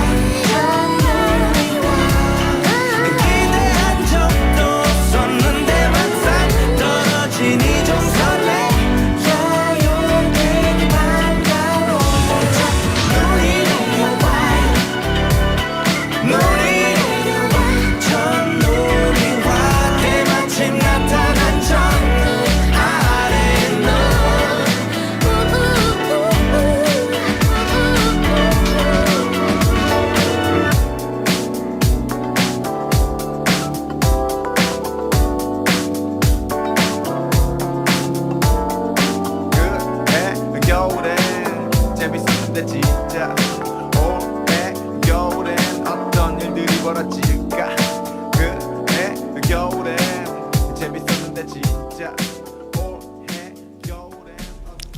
Welcome back. I want to get to some of your messages today. I asked you, when was the last time you saw snow in person? So once again, in your dreams, on TV, on social media, does not count. Leslie in Colorado, she says, I love snow so much. We have had almost non-existent snow this year. And then she sends this. So this, according to Leslie, she says this is from last night, January 9th. That's the photo on the left of the screen you see on her Notebook 2 page. And then last night, snow still on ice at her neighborhood park. So she's in Colorado. So I am a little jealous. She always sends beautiful photos of the natural surroundings of where she is. And she has a little cabin that she goes to. I hope it's not TMI, Leslie. Always posting photos about that as well. And a lot of you are saying, yeah, definitely last year is kind of the running theme. And William's message, we're going to post that at the end of the show. So if you're curious as to what he has to say, a little teaser. It's related to Lily. If you don't know who Lily is, you can check out the end of her program. We're going to post that there. All right, I'll be back in just a moment with 안 교수님.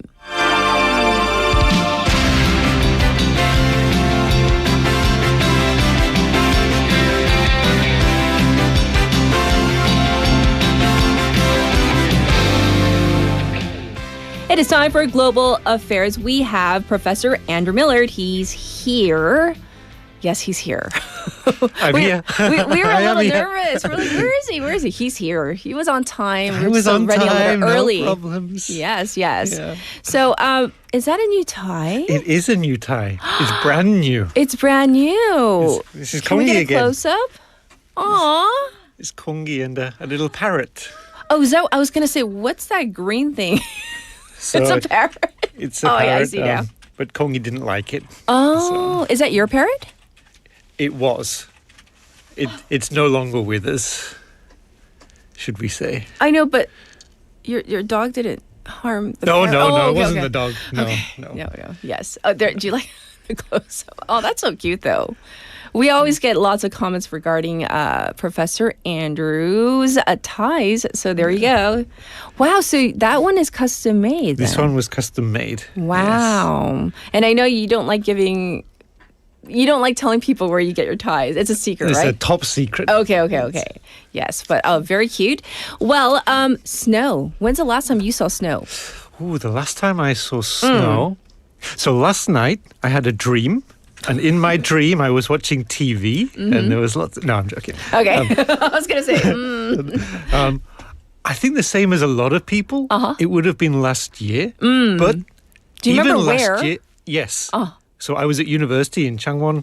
But to be honest, even then, it only snowed literally for about half an hour. And there was only a very small amount. So there wasn't it disappeared in like an hour. It wasn't an accumulation. So it wasn't proper snow. I think the proper last snow. time I saw like real snow. I honestly can't remember. It's been a few years. So as much as I love Busan, it's the one disadvantage that it never snows. Do you like the Busan. snow? Oh, I love the snow. Really? Like, what do you do? Do you make a snowman? No. No? Do you don't know. twirl like Elsa? I can do. You can? We should go to a snow resort Snow and I'll angels? twirl for you. Okay. But no, I like Yes. the calmness. I of see. it. All right. Well, thanks for playing along with me. We're going to jump into our corner today. What are we covering today?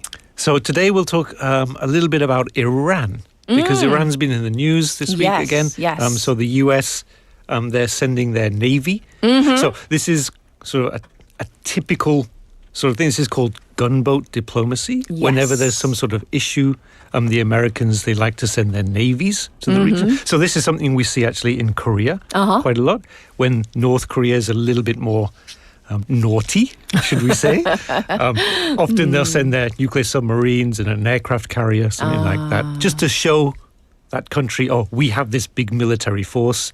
Right. Just be careful with what you're doing. Well, so that's the basic idea. Trump's administration, they're calling it an armada. I think that's like... So a naval fleet. So Mm-hmm. it's gone. So they've sent the USS Abraham Lincoln, which is a big aircraft carrier. Yes. And they're sending quite a big force with it as well to the Gulf. So again, they're showing Iran. And Iran, over the past few weeks, there's been those big protests in Iran, which again, the Trump administration, Donald Trump has said, keep protesting to overthrow the illegitimate government there. So there is a bit of background there. Yes. But Donald Trump this week has basically warned Iran. Yes. So he said his literal words were, time is running out. So this is quite a big threat. And given everything that's happened in Venezuela and other countries, these threats, they're not just empty words anymore.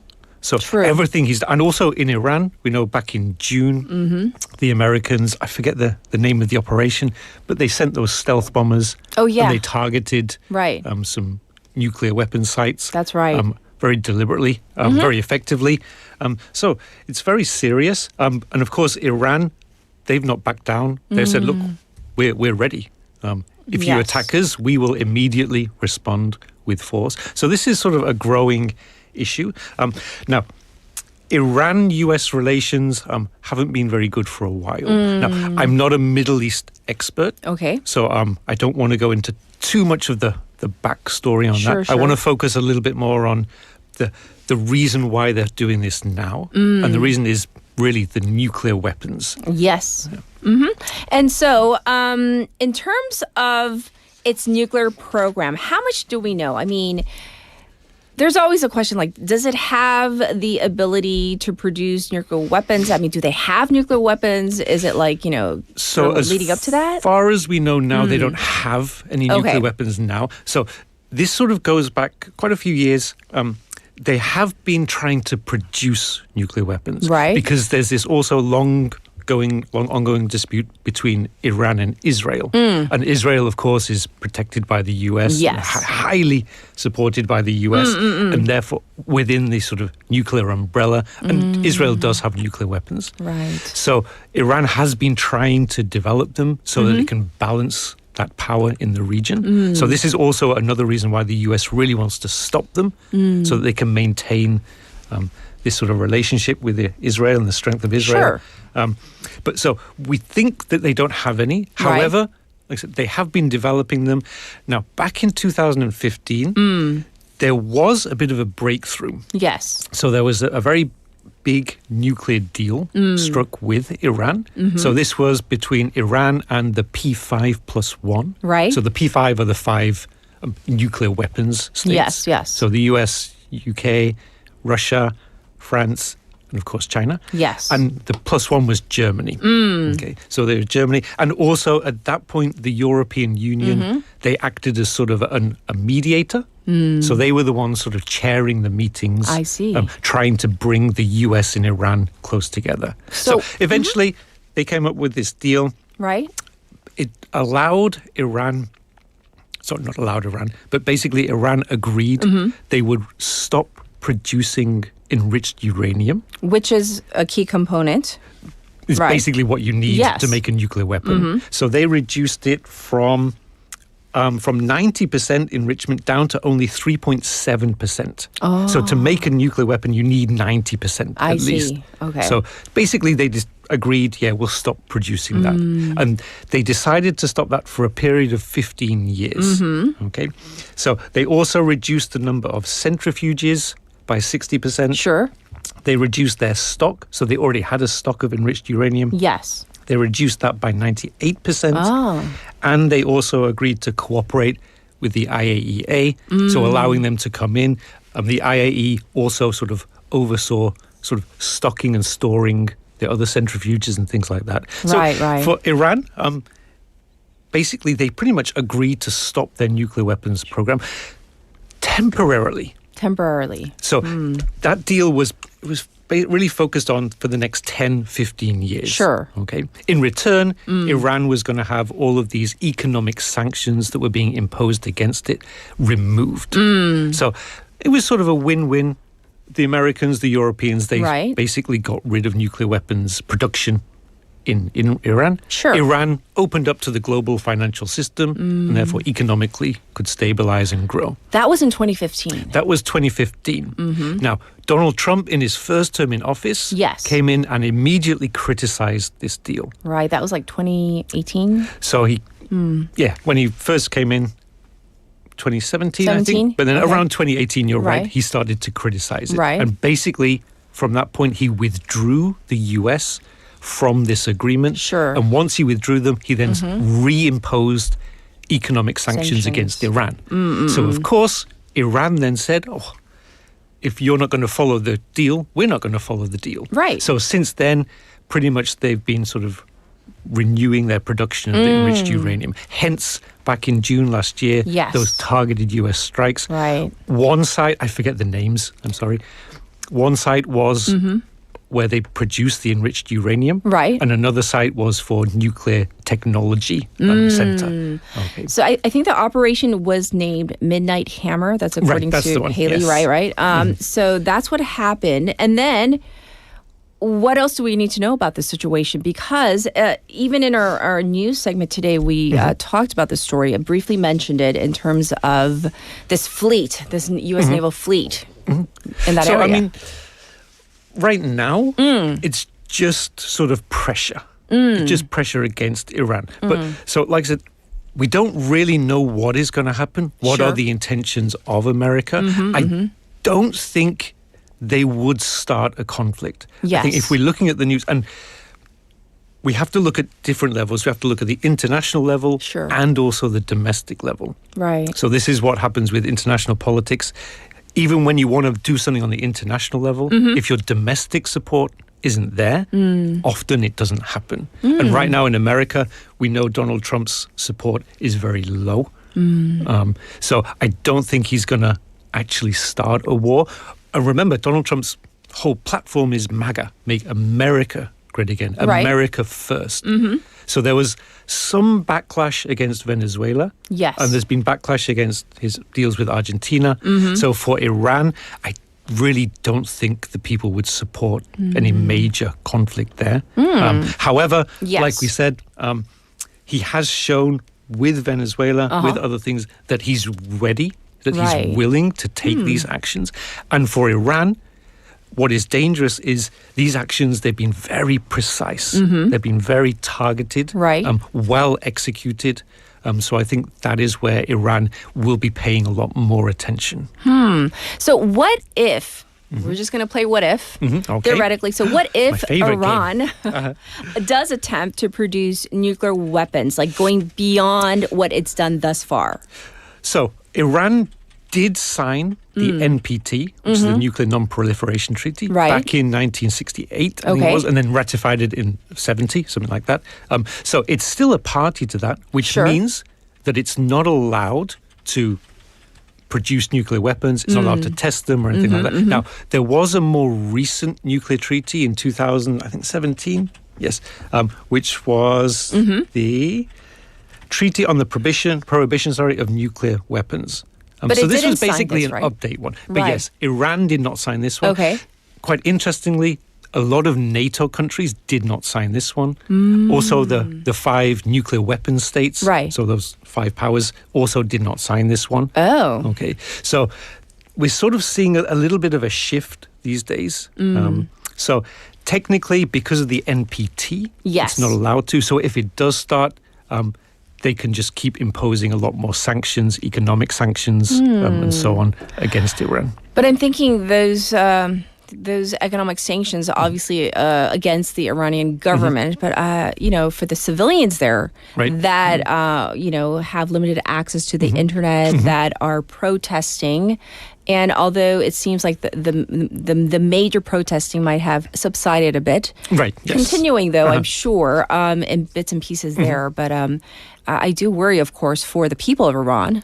Right. So I don't, and we've seen not just in the US or other countries, right now we're really shifting back to a very state-centric system, in which basically each country just does what it wants, ignoring the sort of international rules-based system. Yes. So this is a little bit more concerning. So we've seen also with North Korea, even with all of those sanctions against North Korea for so many years, they just kept on. And if Iran, I think now, will just continue to do the same. But I do wonder because with President Trump, I mean, yes, his domestic approval rating not great right now. Right. The polls show us. But I mean, if he were to, I guess, go ahead with something against Iran, I don't know. In his mind, maybe it might. In his mind. I mean, potentially. But I think also the difference with Iran is we've just seen with Afghanistan and Iraq after 20 years and trillions of dollars. I don't know how many, several hundred thousands of people killed in that action. And what did they gain from that? Nothing. True. So Iran would just bring up all of those negative memories from that. So that's where it's a bit sticky. Right. Well, thank you for schooling us once again in what's happening with Iran. And we will check in with you next week. Hopefully we'll see some snow. Maybe. Who knows, right? Who knows? Who knows? And I look forward to... I don't want to put pressure on you. Whatever tie you wear next week. Okay. It's lovely. I have some other new ones. Oh, you do? I do, yes. Preview, pure preview. Okay. So Professor An 교수님 is teasing us with his tie. So you can tune in next week as well. Thank you. Have a lovely weekend, and we'll check in with you soon. See you next week. All right. It is time to wrap up our segment, actually the entire program for the entire week. Thank you for tuning in, chiming in. Our producer, big thanks, Choi Ji. Our writers, Haley Sa, Soo Kim. I'm your host, Catherine. I'll be back on Monday. We'll all be back on Monday. Final song. This is a song request from Trustmaster, 존재만으로 by Weinstein. So have a good one. Bye, everybody. 바람이 매몰차게 스쳐 가네 But 네 생각으로 힘이 나네 방금 전에 널 본 것처럼 유난히 널 닮은 별 아래 세상이 환하게 보여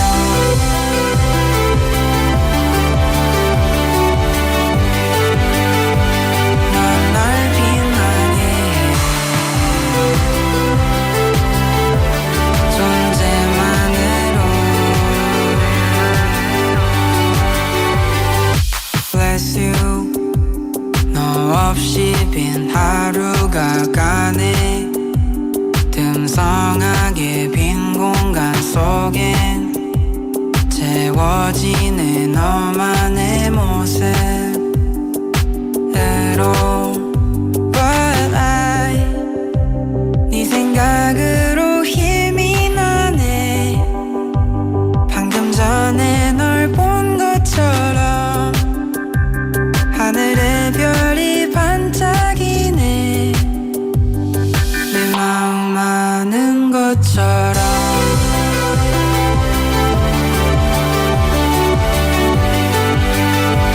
난 날 빛나게 해 존재만으로